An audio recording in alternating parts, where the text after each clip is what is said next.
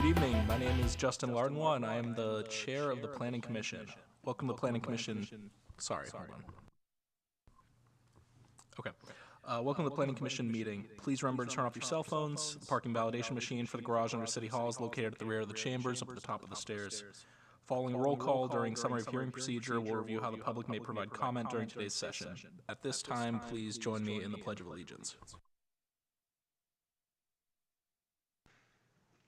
Pledge allegiance to the flag of the United States of America, to the republic for which it stands, one nation, under God, indivisible, with liberty and justice for all.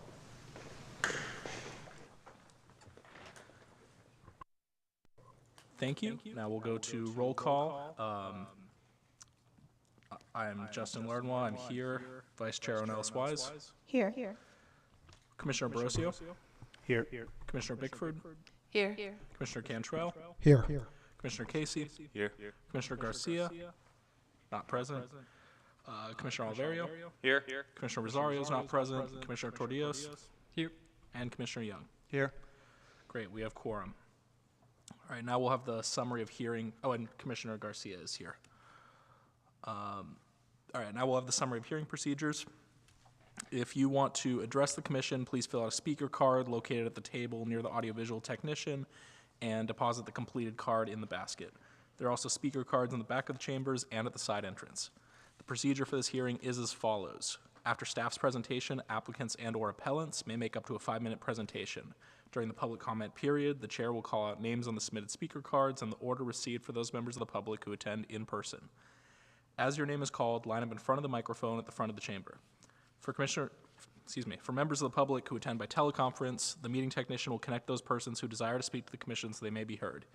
Generally, each speaker will be given up to 2 minutes for public testimony, and speakers using a translator will have up to 4 minutes.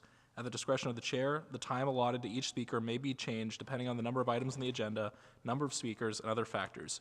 Speakers using a translator will have double the time allotted. After the public testimony, the applicant and/or appellant may make closing remarks for up to 5 additional minutes. Planning commissioners may ask questions of the speakers, and response to commissioner questions will not reduce the speaker's time allowance. The public hearing will then be closed, and the planning commission will take action on the item.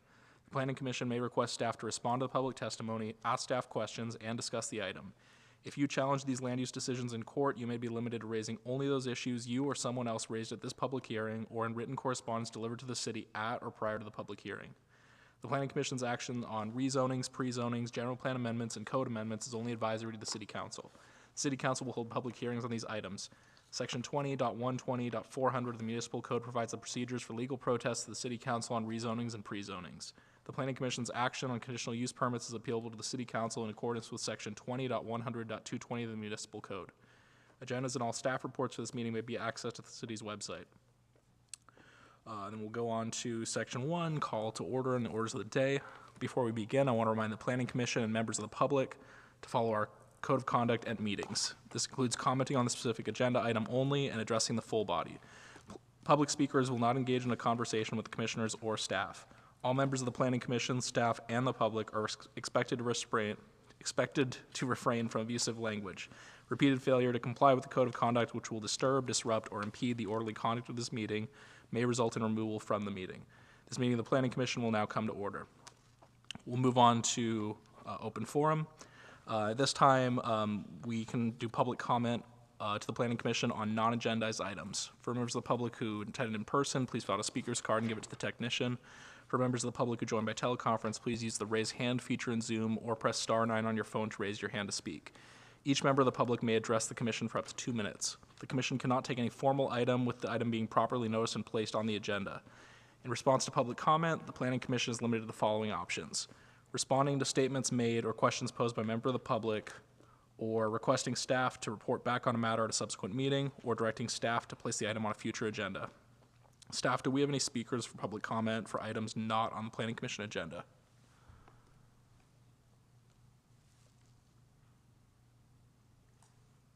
There are no hands. Okay, thank you. So we will move on to Section 3, deferrals and removals from calendar. Do we have any items to defer today? All right, we will move on to the consent calendar. Sorry. Can we decouple A, just the minutes, because I can't. Sure. Well, we'll get to that. Okay. Yeah. So section 4 is the consent calendar. So these are items that are considered routine and can be adopted in a single motion. Tonight's consent calendar includes 3 items. We have the minutes from our previous meeting on September 27th. We have CP 23-009 and ER 23-053, which are a conditional use permit and determination of public convenience or necessity to allow off-sale of alcohol for beer and wine at a proposed Sprouts Farmers Market location at 375 North Capitol Avenue. And then we also have PDC 22-087 and ER 22-189, which is a rezoning at 1655 Lincoln Avenue. Are there any public comment speakers for any of these items on the consent calendar?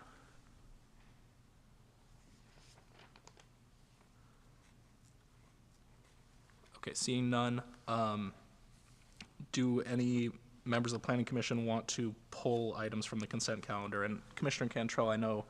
Just the minutes is anything.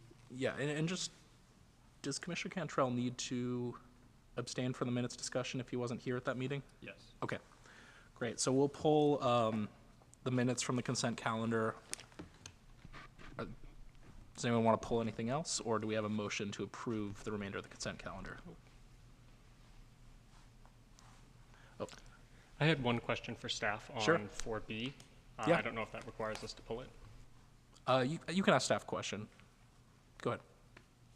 Oh, yes. I was curious on 4B for the determination of public convenience or necessity. I saw on page 8 of the staff memo, it said that there are 3 parcels with off-sale outlets within 500 feet of the subject parcel and 5 additional parcels within 1,000 feet. But then on page 10, it says that there are currently 3 off-sale premises within 1,000 feet, and that was the basis for one of the required findings. Would you be able to explain kind of what the distinction is there? Hello, this is Jason Lee, project manager for CP 23009. In short, the off-sale of alcohol findings, the establishments are based off of a lot line to lot line basis. So there are 3 off-sale outlets within 500 feet of the subject parcel and more than 4 off-sale establishments within a 1,000 foot radius. For PCN, the permit or the permit finding is based off, or the PCN finding, sorry, is based off of distance from the exterior of the building. So there would be 4 off-sale premises sales of alcoholic beverages within 1,000 foot radius on a building-to-building basis. So that's the basis of the PCN finding, and this discrepancy between the off-sale finding and the PCN finding.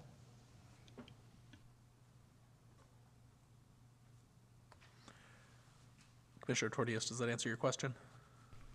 I think I understand what you're saying. I was just a little confused looking at the figure 3 map on page 8. It looks like several of the dots are, more than 4 of the dots are within that red circle of 1,000 feet. Is it just some technicality of where the borders are relative to that red line?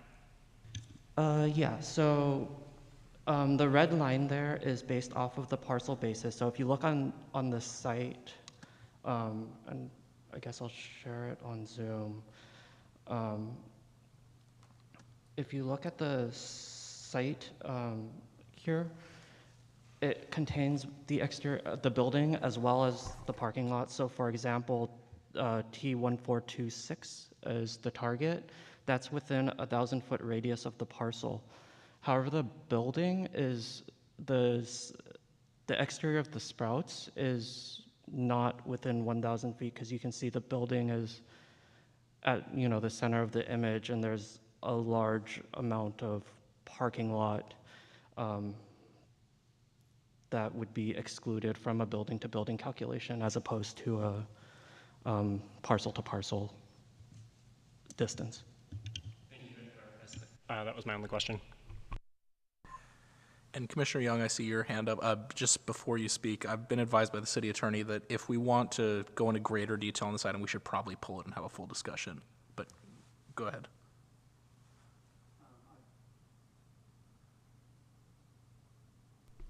Okay. I actually have a clarifying question on 4C. Go right ahead. The Lincoln Avenue, is that okay? Yeah. Staff, would it be possible for you to bring up page 4 of the staff report that has the development regulations on it? Yeah, give me 1 second.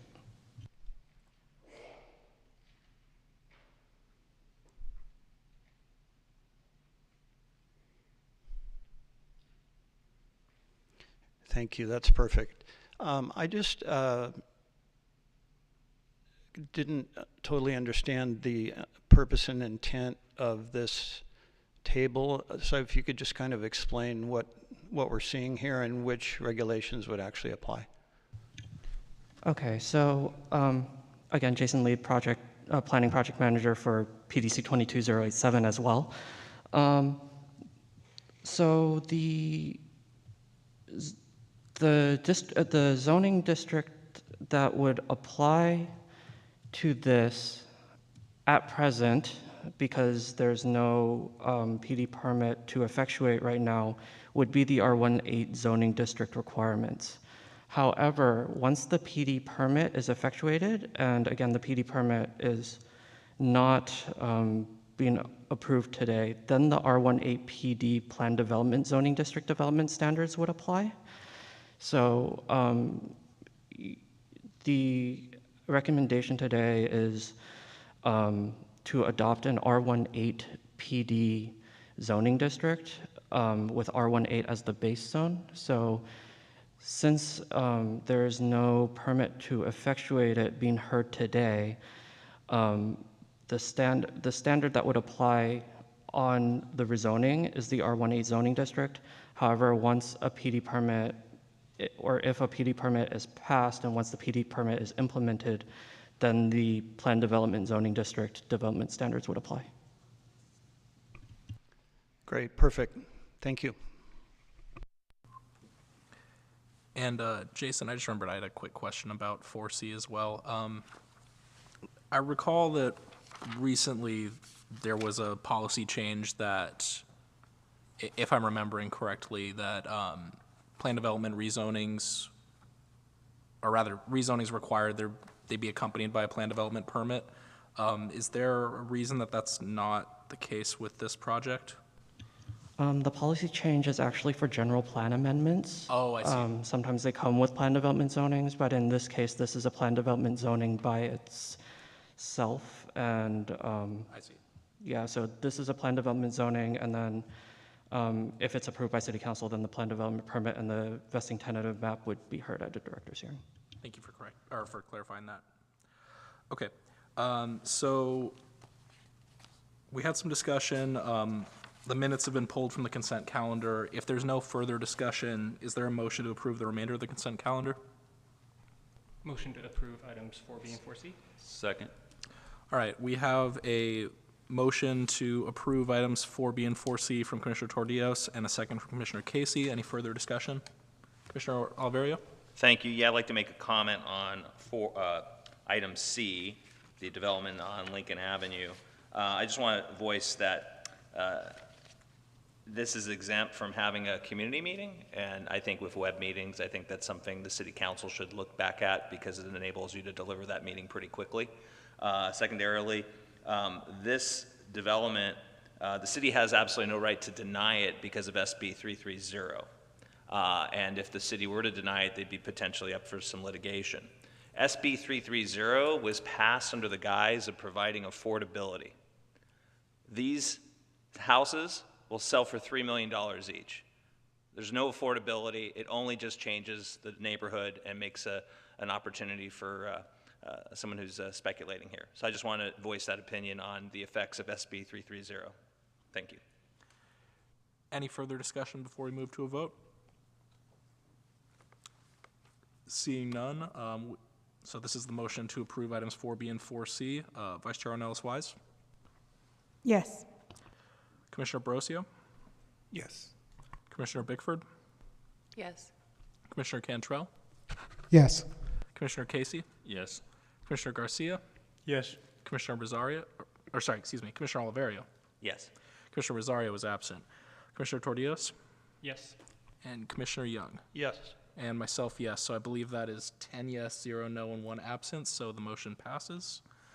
All right, and then we still have the minutes. Do we have any amendments to the minutes or a motion to approve? Motion to approve? Second. Okay, we have a motion to approve the September 27th minutes from Vice Chair Nellis Wise and a second from Commissioner Casey. If there's no further discussion, we'll move to a vote. All right, Vice Chair Nellis Wise, Yes. Commissioner Brosio, Yes. Commissioner Bickford, Yes. Commissioner Cantrell, Abstain. Commissioner Casey, Yes. Commissioner Garcia, Yes. Commissioner Oliverio, Yes. Commissioner Rosario is absent, Commissioner Tordios, Yes. Commissioner Young, Yes. myself, yes, so that is, I believe, 9 in favor, no opposed, 1 abstention, and 1 absence, so that passes. Great, so that concludes the consent calendar. We'll move on to item 5, the public hearing, and we don't have anything for that, so we will continue on to item 6, opening the general plan hearing, 2023 cycle 3, and just quick legal question, do I just declare it open, or do we need to vote on that?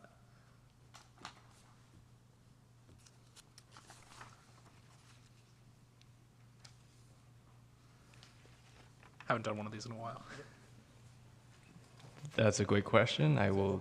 Okay. We can go ahead All and right, declare it. the hearing is now open. All right, we will continue on to item 7, the general plan consent calendar. So, like item 4, there's no separate discussion of consent calendar items, and they're considered to be routine and will be adopted by one motion. However, we still do accept public comment, and if a member of the commission wishes, we can pull an item and have a full discussion on it. On tonight's general plan consent calendar, we have one item that is GPT 23-006, which in summary is a retirement of the Evergreen East Hills Development Policy for projects that begin after this. So, do we have any, sorry, Commissioner Garcia? Yes, so I was hoping to see if is it possible to defer this to a later date? There's just volumes of information in here, and I understand that it's designed to archive a policy based on level of service and the new measure, miles traveled. But there's a lot of other things that are incorporated in here that have to do with priorities with infrastructure and improvements. And I really think I personally could benefit from having more time to review this. So we can have a discussion on that, but I think it would be proper to open it up for public comment first. Well, I'm not interested in having a discussion. I'm interested in having more time to No, I mean, like, we can have a discussion about deferral, oh, okay. but I think we should have public comment first. Okay. Thank you. Yeah. So do we have any members of the public who want to speak on this item?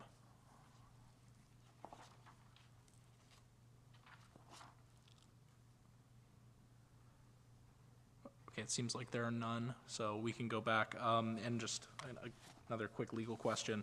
To discuss the concept of deferring this, would we need to pull it from the consent calendar? No. Okay. Great, so I'll open it up to discussion from the commission. Commissioner Garcia expressed interest in deferring this item. If we were to do that, we would have to say to defer it to when and then have a vote on that. But otherwise, it's open to the commission to discuss that and also potentially pull the item if we want to have a full discussion and presentation from staff. So, Commissioner Cantrell? I'm just curious if there's any negative or other impact to deferral.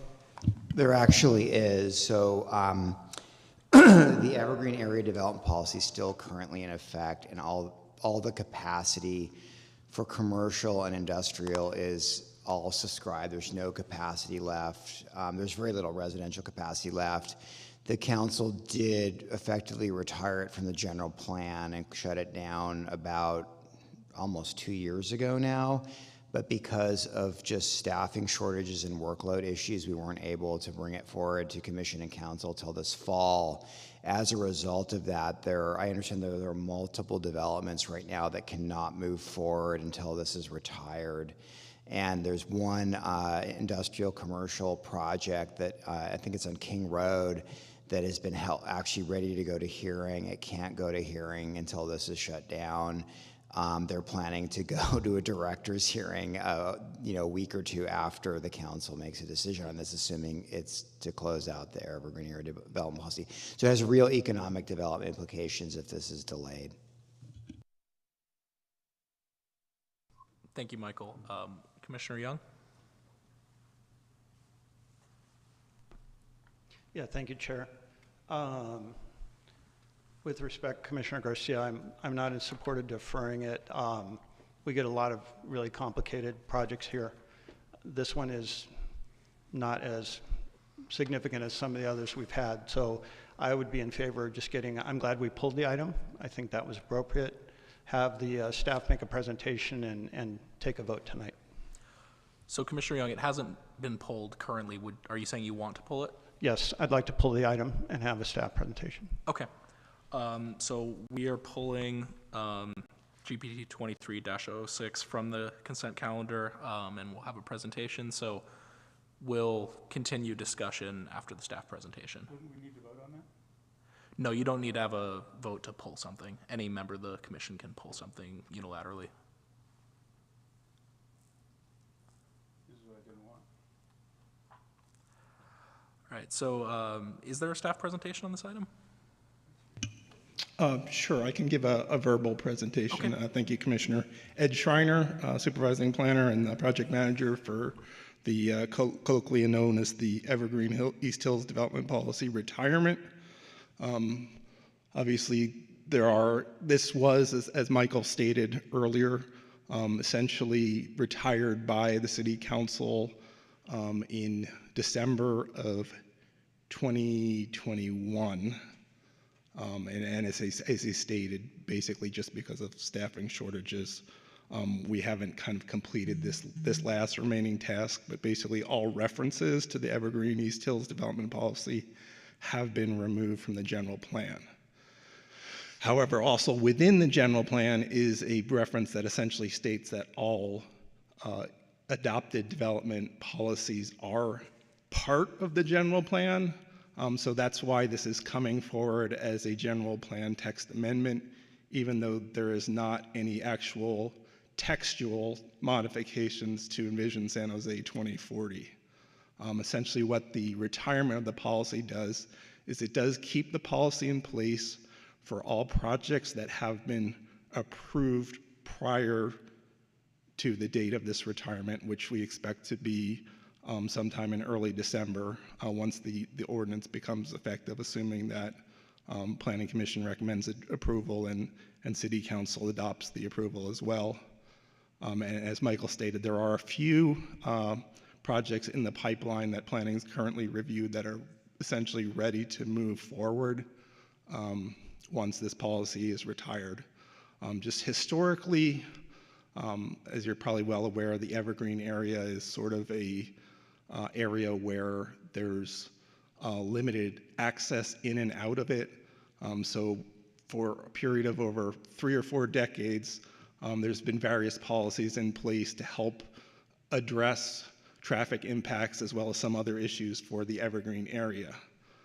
Within the past roughly 5 years, when the city moved from analyzing transportation requirements under what's called vehicle miles traveled, or VMT, which I'm assuming some of you have become familiar with from what used to be our traffic analysis through level of service, which looks at basically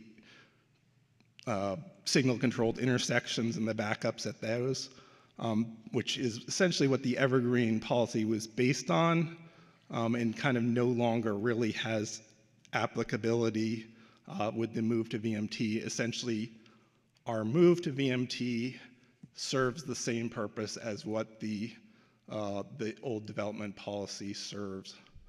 I guess also present, if there's any specific questions regarding the modifications, the traffic improvements, we do have Wilson Tam here from the Department of Transportation.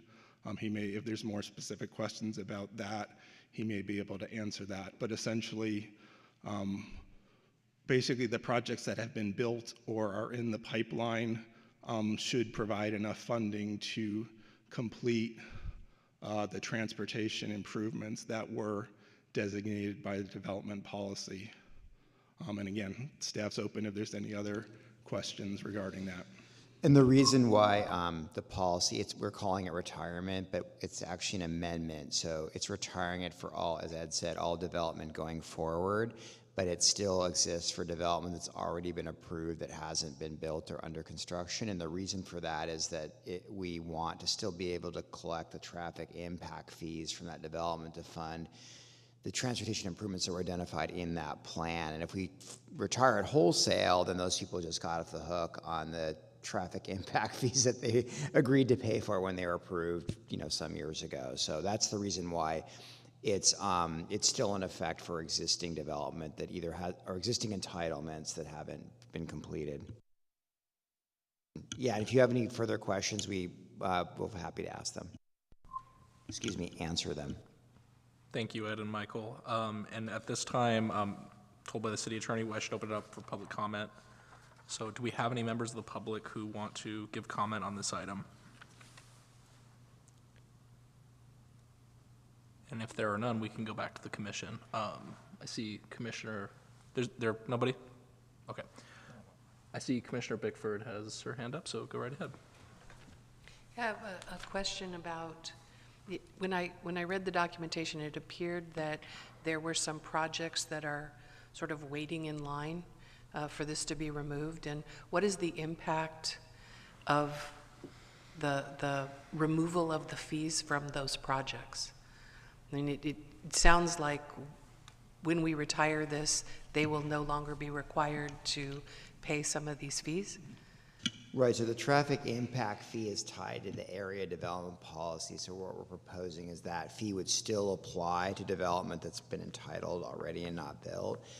But for new development going forward, it would be subject to policy 5-1, or vehicle miles traveled transportation policy, which is more based on a project's contribution to driving, basically, vehicle miles traveled. And then so you do an environmental analysis, and you either identify changes to the project or mitigations that that project can implement that they would construct or pay for that would reduce the amount of driving or VMT to below a significant level of impact, or below the level of significance. And then if they can't fully mitigate, they mitigate as much as they can, they do as many improvements as they can, they change the project as much as they can to reduce the impacts. But if they can't reduce them all, then they end up they'll pay a fee to the city, which will then go to fund transportation, multimodal transportation improvements in the area. So this is a high VMT area. In many areas it's unmitigable, which means you can't mitigate driving no matter what you do. It's just a place where people are going to drive. So in that case, we anticipate that development would mitigate as much as they can, but they'd be paying money to the city for transportation improvements in addition to actually doing whatever improvements they can as part of their project. So there's still a collection of money. It's just a different vehicle of doing so. Did that answer your question? Okay, great. Commissioner Young? Thank you, Chair. Yeah, Mr. Brio, just a question. It sounds like we are formalizing a decision the City Council has already made, correct? That's correct. So the council already, retired it from the general plan, gave us direction to do this, and this is really just the more the technical work to actually do what council directed us to do, which, quite frankly, should have been done much sooner, but for reasons I explained, it was not. Understood. I'm going to make a motion, we approve the staff recommendation. Second. All right, we have a motion from Commissioner Young to approve the staff recommendation and a second from Commissioner Tortillos. Any further discussion?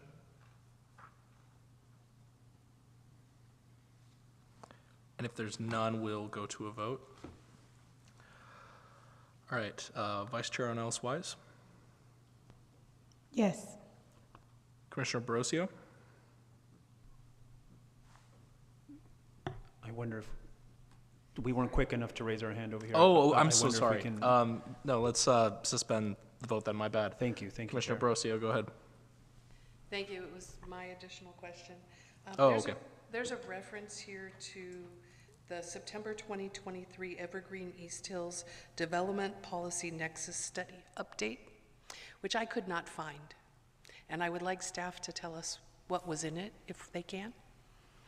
Unless somebody else knows and I just completely missed it. Thank you for the question. This is Wilson Tam, Transportation Planning Manager from San Jose DOT. So I believe, the Evergreen East Hill Development Policy Nexus Study Update is basically a traffic impact fee analysis update. So it's attached as attachment or Exhibit C of the staff memo.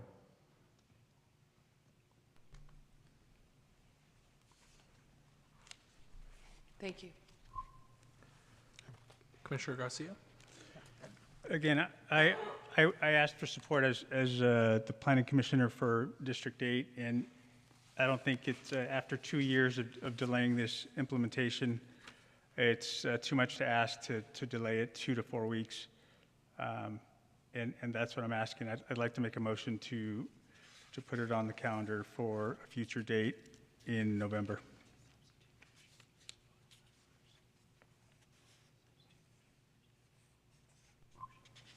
Okay, so. All right, is there a second to Commissioner Garcia's motion to? I'll second. Defer, okay, we have a second, and we should be specific about when it would be deferred to, right? Yes. Is there a specific date that the commissioner has in mind? November 15th. And that's an already scheduled meeting? Okay. Yeah.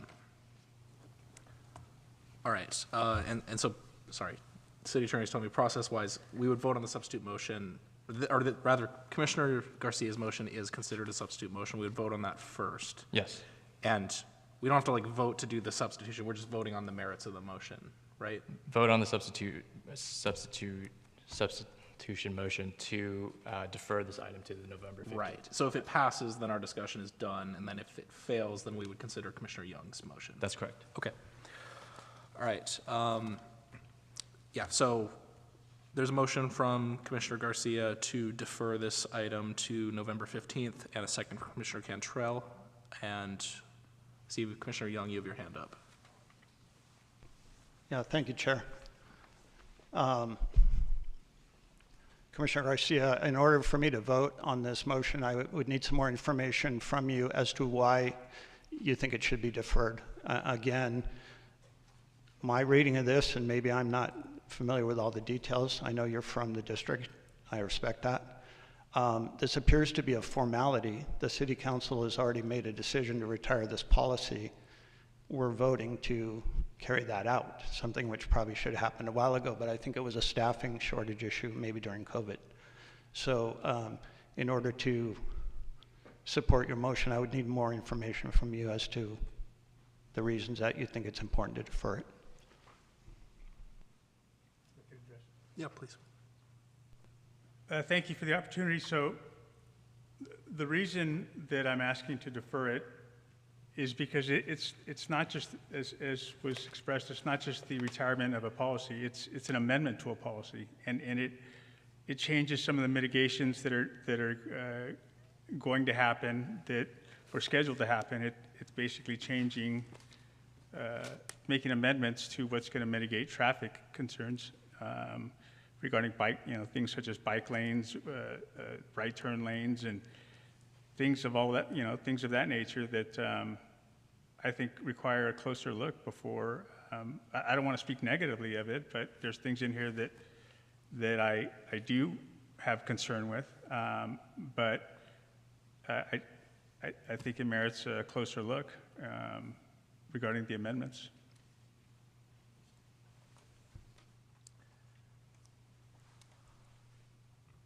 All right.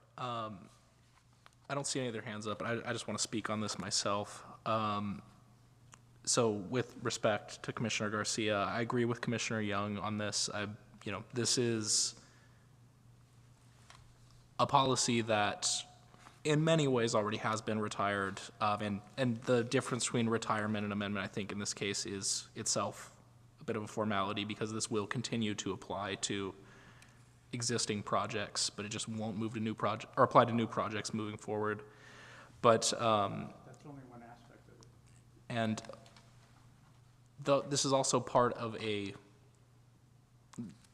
end of this policy is part of a broader shift in how we're approaching transportation in this city. I mean, this policy was adopted at a time when level of service was the metric. Basically, the city's focus on transportation improvements was reducing travel time for vehicle drivers, and we've since moved to vehicle miles traveled, where we focus our transportation improvements on reducing the amount of vehicle travel that happens. So I don't think that deferring this is going to, I guess how do I put it? I don't think it's going to add something to this process, so personally I will be voting against this motion. I see Commissioner Young and Commissioner Cantrell have their hands up, so we'll go through them. Respectfully, I think most of us are in a position where we're here for communities that we serve specifically. I'm the only citywide commissioner, so I take a wider view. I would certainly want to give a commissioner an opportunity to further detail an understanding of something before him that impacts his or her community. And I don't see that this delay materially changes any factors in any way that matters. I think we should all want to carefully evaluate impacts on our communities, and I respect my fellow commissioners' request to do so. Thank you, Commissioner Cantrell. Commissioner Young? Yeah, thank you, Chair. So, Commissioner Garcia, I think the concerns you expressed are very valid. My only point is let's discuss them tonight. We have the Assistant Planning Director here. We have someone from DOT. So let's get them out on the table and talk about them. I think your concerns are very valid. I just am opposed to deferring the discussion, that's all. Thank you. Robert, I believe you had a contribution. Yes, I just wanted to reiterate what Michael said and even go further to indicate that this is a state requirement. So moving ahead with this will actually allow us to comply with state law, again, which required us to do utilize VMT as opposed to LOS. As it exists right now, the ADP over there actually relies on old analysis. And so what Michael explained, and I'm reiterating that, is that for development projects that have already been approved, they will comply with the old requirements, which is what the ADP asks them to do. But going forward to comply with state law, that is, we're going to be using the VMT, which is what we are required to do. It's way overdue, and so delaying it will actually put other projects in jeopardy. And so I believe there are any specific questions or anything that is missing, we can provide that information. Thank you, Robert. Is there any further discussion on the motion to defer? Okay, seeing none, we'll go to a vote. And just a reminder, this is a motion to defer this item to the November 15th Planning Commission meeting. And sorry, Vice Chair Osweiss? Yeah, I just have a question. Can you hear me? Yes. I just have a question for staff in regards to existing mitigation measures. So is there any projects that, any mitigation measures that were in place that will be changed or not funded? Yeah, so I was just going to say, you know, if the commission wants, Wilson is prepared to talk about, there are some changes to the mitigations, and he's prepared to talk about that. Okay. It's just a matter of, do you want to do that now, as Commissioner Young said, before you vote on deferral, or do you want to vote on deferral and then take it from there? So I'll leave that up to you, but he is prepared to talk about that.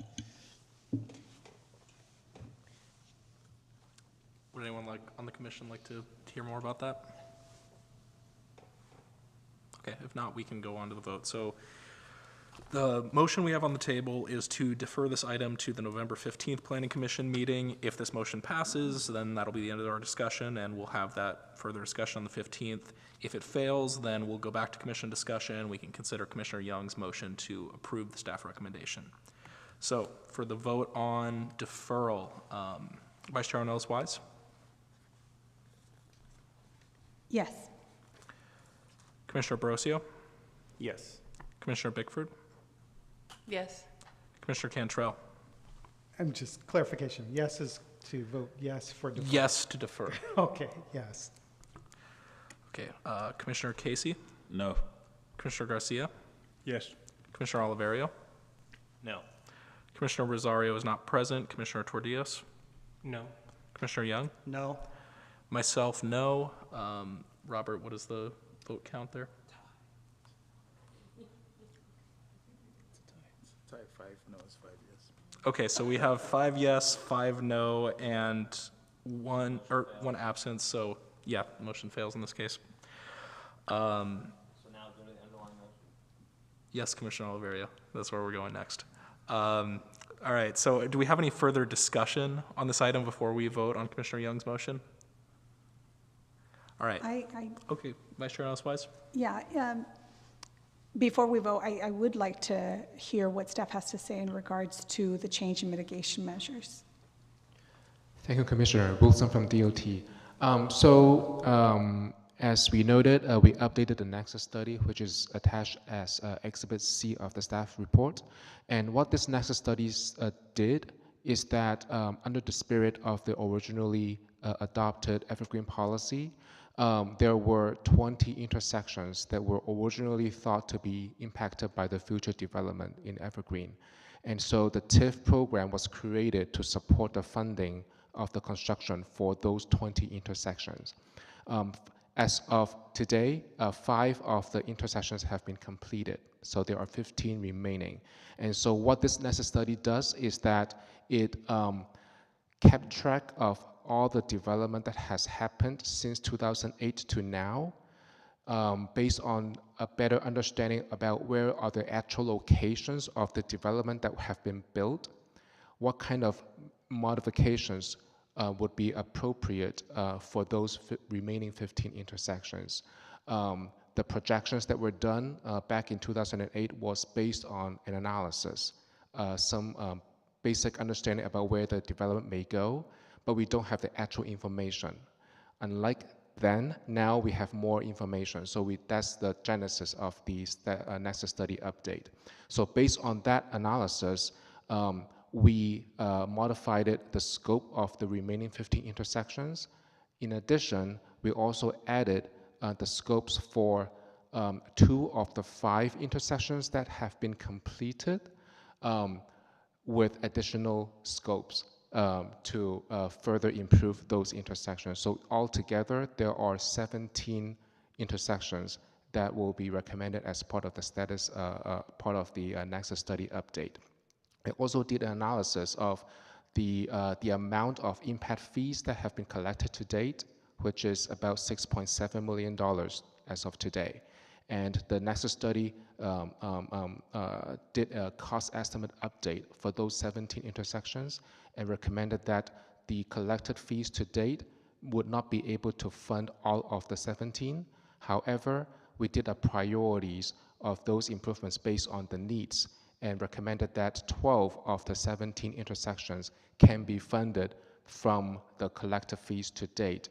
And for the remaining 5 intersections, we would have to rely on those development that has been approved but have not been paying the fee because they have not pulled the building permit, to pay those fees in the future to fund those remaining 5 intersections. So that's the high-level summary of the Nexus study update.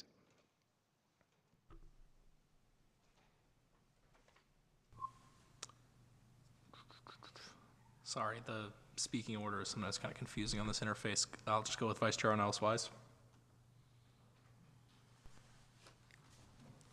I just wanted to ask a question or tell staff a concern. I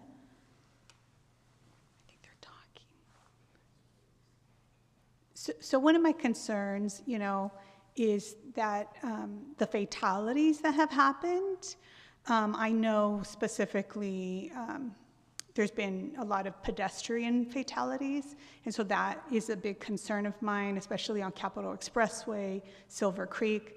I know that district is really close to mine, and so I go there quite often, and so I definitely would love to see those intersections and, you know, whatever you could do to help improve, like physically improve on the ground improvements, traffic calming measures to ensure, and work specifically with county roads and airport when it comes down to Capitol Expressway, because people are going really fast. Teenagers have lost their life there. I remember one at Silver Creek High School. So whatever you could do in collaboration with the county to improve those intersections would be great for the whole community. Thank you. Thank you, Vice Chair Ornelas-Wise. And Commissioner Cantrell, I saw your hand go up and then go down. Yeah, go ahead. Sure. Oh, I meant like on the screen. I wasn't sure. Okay. Just curious, do you think the funding is adequate from those remaining, 5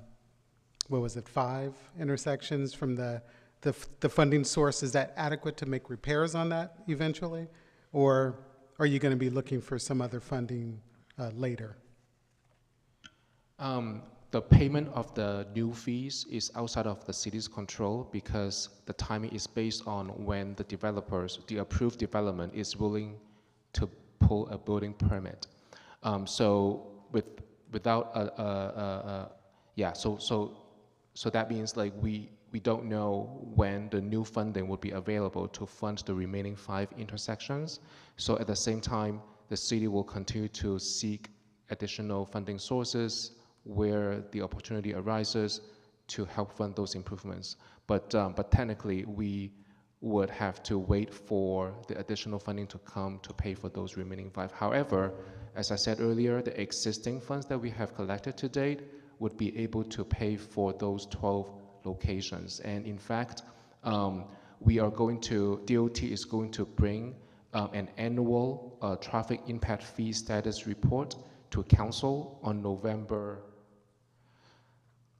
7th or 14th,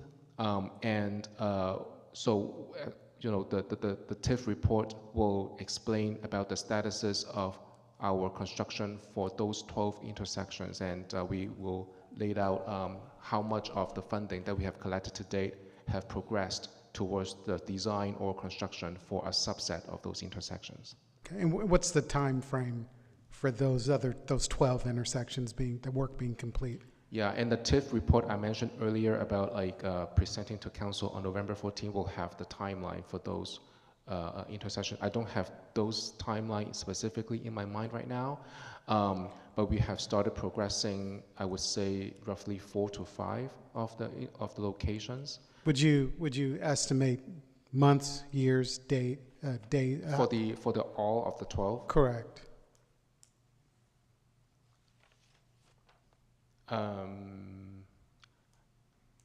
I would say within the next 5 years, if it comes to like completing all of the 12.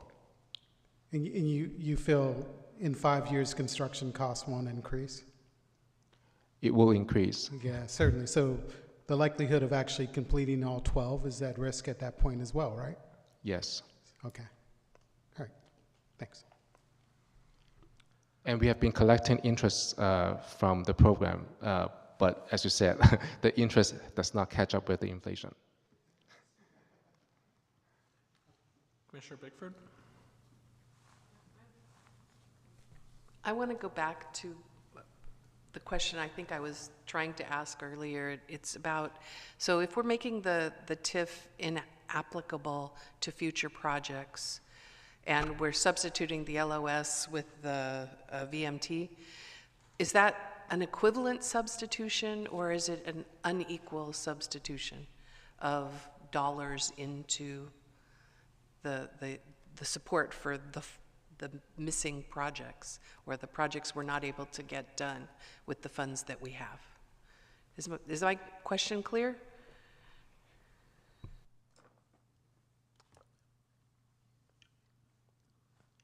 Thank you for the question. I would start by saying that the TIF fees that are subject to this existing policy versus the VMT fees that will be collected as part of the VMT policy cannot be compared as an apples to apples because the metrics are different. The TIF fee is a fixed fee. It's based on square footage, right, or dwell units, whereas the VMT fee is linearly related to how much you are above the threshold. So the further away, let's say like the higher the VMT that a project is not able to mitigate, the higher the fee, relatively. So it really based on the location of the development and how close is the development to transit or some of the multimodal improvements, and also how large the development size is. And I remember that a few years ago, 2 years ago, when we were bringing this to council as part of the general plan 4-year review, as Michael and Ed mentioned earlier, we did a high-level analysis about how much VMT fee are we talking about here. I don't have those dollars specifically in my mind right now, but I think we did a few sample sites in Evergreen, and I believe the dollar amount is in the millions. Which is sort of on par with the TIF fees that we are talking about from the Evergreen policy. But again, like they're not apples to apples comparison, so I cannot say for sure are we going to collect more or less. But I would say that the scopes of the improvements will be different, right? The VMT fee will be spent on multimodal improvements, including the traffic calming, safety improvements that we heard earlier. Versus the level of service triggered improvements, which is part of this Evergreen policy TIF program, is about widening the lanes or building a longer left turn pocket or right turn pocket. And that's why we updated this Nexus study to hopefully bridge the gap between the automobile related improvements and the multimodal improvements that we are trying to construct to bring a happy medium so that we can use this TIF program to fund the same locations of the intersections, but with a slightly different scope. Thank you. I think that helps to clarify, at least in my mind, what the intention of this is. Because it feels like, in reading it all, we're taking something away and not replacing it with something equal or better. And for the community, I'd like to make sure we're replacing with something equal or better. And that's what I'm trying to get at. Thank you. May I quickly add that? Of course, Wilson. Thank you.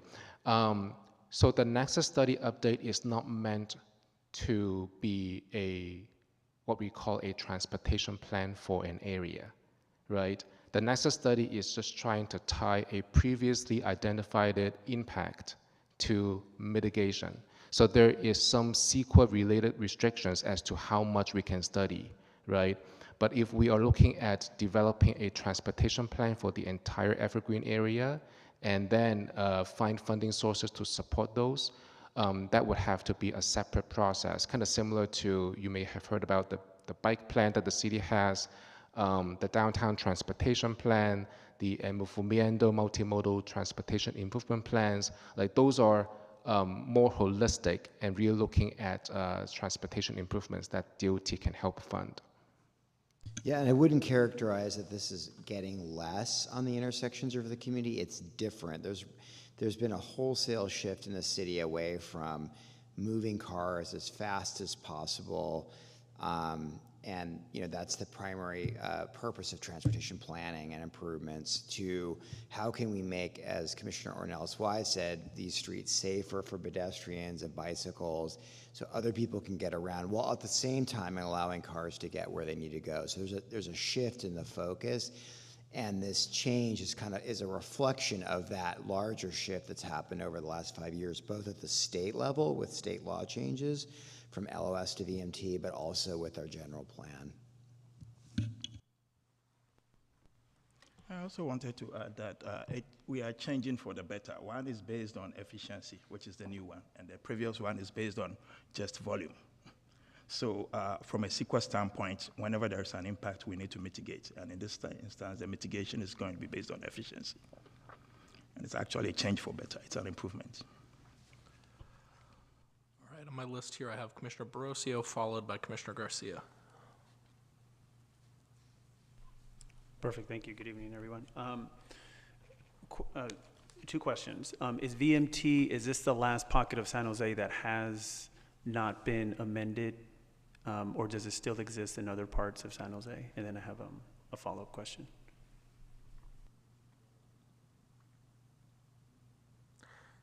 Do most parts of San Jose even have a plan analogous to this? Well, there was the North San Jose ADP, Area Development Policy, which was retired a year and a half ago, a little over a year ago. It's the same deal, not retired, amended, but does not apply to development going forward. So that was done, I think, a year ago, May. There's this one, and then there's the Edenvale Area Development Policy. Is that? I don't know if that's still in effect, actually.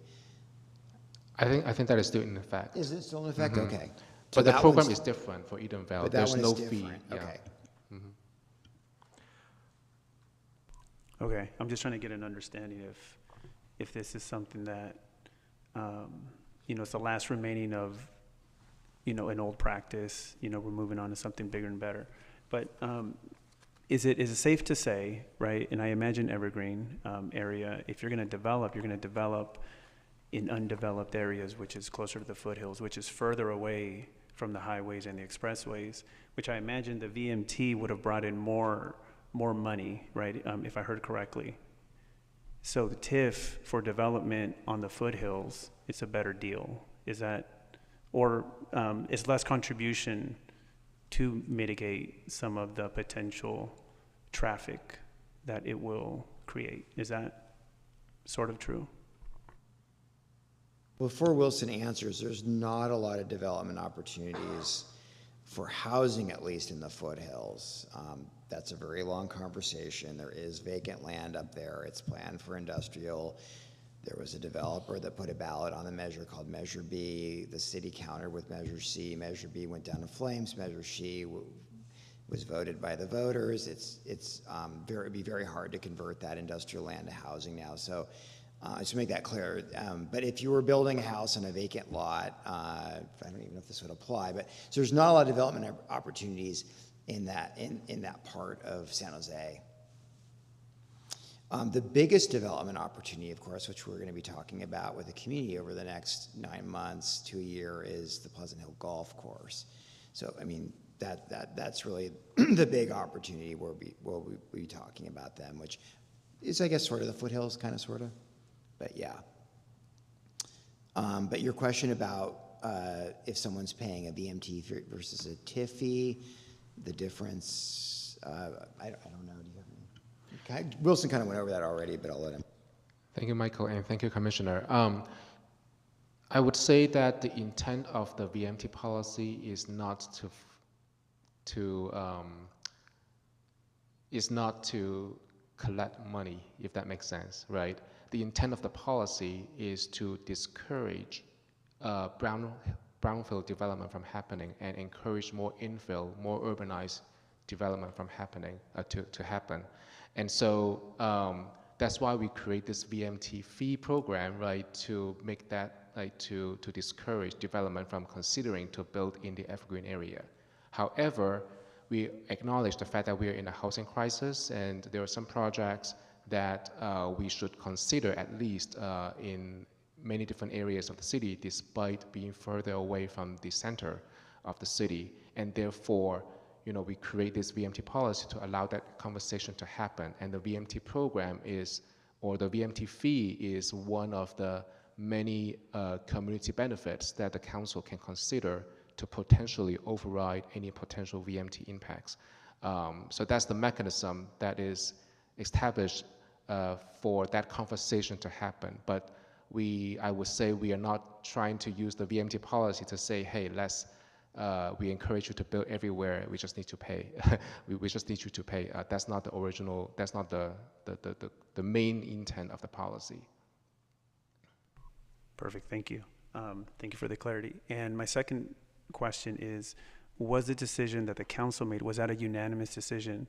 And if not, would it be possible to get the roll call sheet, like who voted for it, right, for us to transition to TIF, and who voted against it?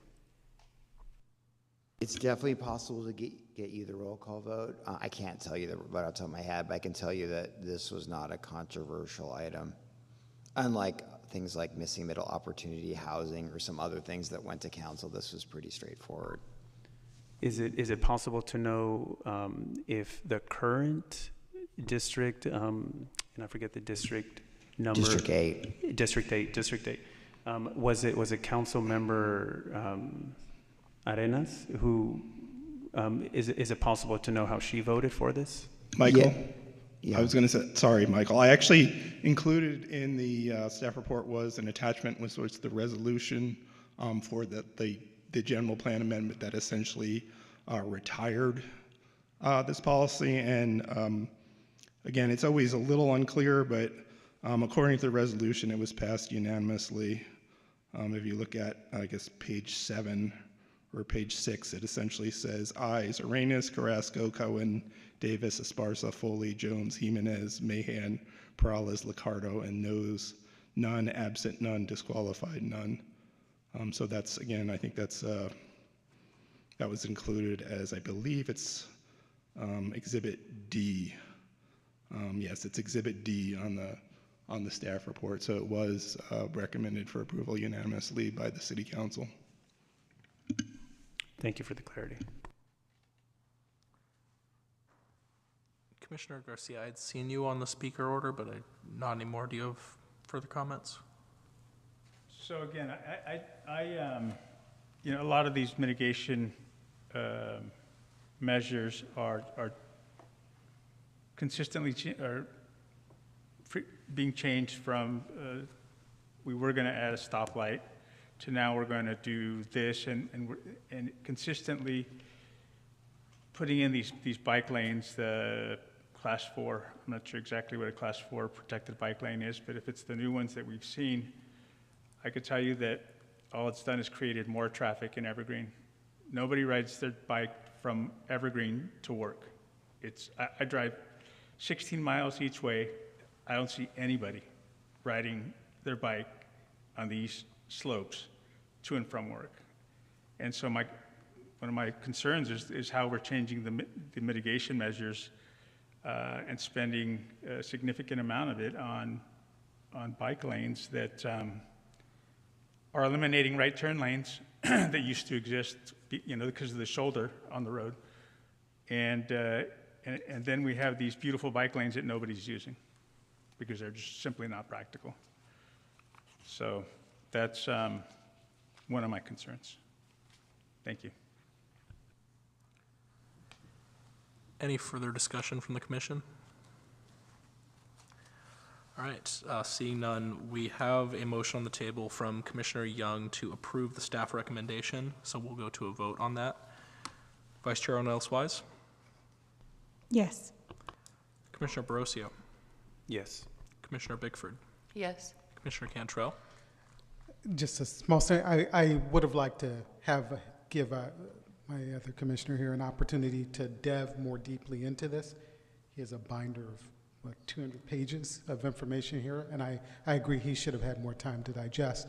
Given that that is not afforded to him, I'll say yes. That was a yes? Okay. Commissioner Casey? Yes. Commissioner Garcia?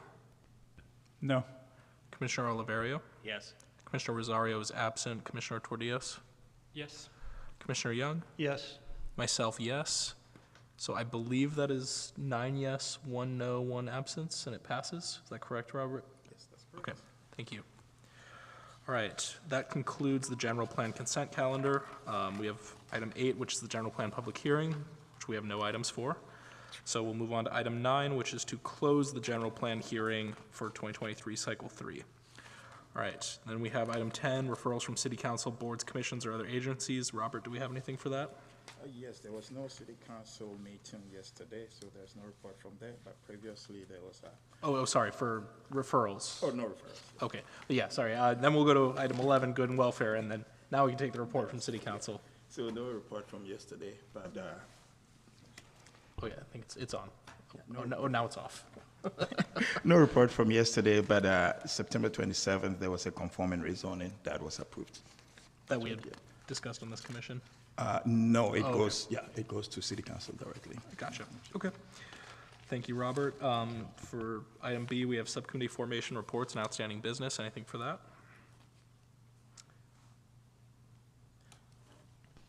Oh, yes, we do have the planning commission retreat coming up. Oh, that would be under calendar, I think, but yeah. Yes. it is, Right, yeah. yeah, so commission So calendar there- and study sessions. That's yes, we have- correct, yep. So there's been a few dates proposed here, October 27th, November 10th, or November 17th this year. So we just wanted to check with you what dates will be convenient for all of you, and then what topics you'll be interested in. So if we are not able to come to an agreement today, please send your emails with preferred dates and topics to Jennifer, myself, and Stephanie. But we can have a discussion. Can you repeat those dates? Yes, October 27th, November 10th, and November 17th. You got an email on this? No, this is the first time we're introducing it, but you feel free to send an email to Jennifer and myself with November your 10th preferred is a dates, holiday, correct? preferred dates and topics. November 10th is a holiday? It's Veterans Day? It looks like it's an Well, observation for it's Veterans Day, observation. potentially. And all of these are on Fridays. That's correct. Is it fair to say that these are on Fridays, starting at 1:30 to 4:30? Yes, Okay, that's so- been the tradition. So, Okay. are there any meetings that we're planning on canceling during the holidays where we could do it on the same day that or in place of a canceled meeting? Not that I know of or I can say right now, but what we've been trying to do, there are at least 2 days in the calendar for the entire year that this coincides with HLC, Historic Landmark Commission, which also meets on Wednesdays, so we always try to avoid that. So if that happens, we can cancel one of ours. Got it. Okay, thank you. So the city's not observing the 10th as a holiday, just to make sure? If it's a Friday, no. Most of our holidays are Mondays. Okay. Yeah, so at this time, I believe we don't need to make any kind of decision or anything, but I see a couple hands up. Commissioner Bickford. This would be a good time if you have conflicts with any of the proposed dates to mention that. I actually, a new kid on the block. What do we do in a retreat? Oh, and yeah. How long is it and what's the purpose of it? So the retreat is about just taking back what we've done the year. If there's any interested topics that you want to discuss, we try to see whether we can have experts in that field come talk to us about that. And then also, we've in the past done site visits to projects that we've made decisions on here. So that is also an option. But then if there are any topics that commission members are interested in, it's something that we can look into and have. And it's typically scheduled for about 3 hours. It's normally on Fridays from about 1:30 to 4:30. And I don't know if you, I could not do November 17th, but the other 2 dates are okay. Should we send an email? to that Yes, guy? please. You can send Okay, it to thank you. Stephanie, Jennifer, and myself. Or if it's convenient, just to me, and I will forward. Make sure. Okay, I actually just got clarification from the city attorney that actually City Hall will be closed on November 10th. Oh, really? Okay. Okay. So that's okay. Oh, and actually, this is, I don't think it matters for me, but just for sake of clarity, do the normal requirements on when someone can and can't participate over Zoom apply to retreats? Or maybe that's a legal question.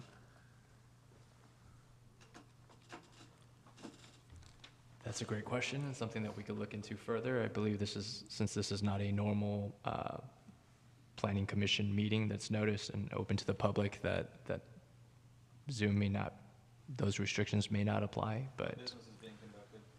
Yeah, we still have to actually avoid conflicts with the Brown Act. So I remember that if and when we've done site visits, we kind of make sure there's no quorum in any of the cars that we use there.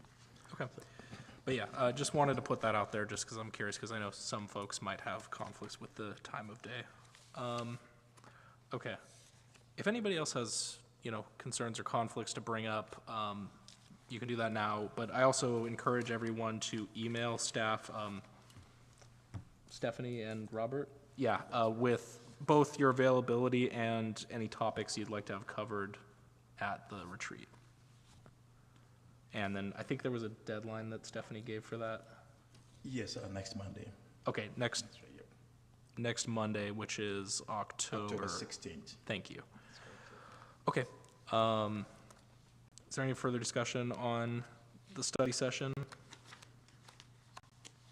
Okay, seeing none. Oh, okay. Anything for the public record, Robert? And none from staff. Okay, great. Well then, thanks everyone for your time tonight. I'm adjourning this meeting at 7:41 p.m.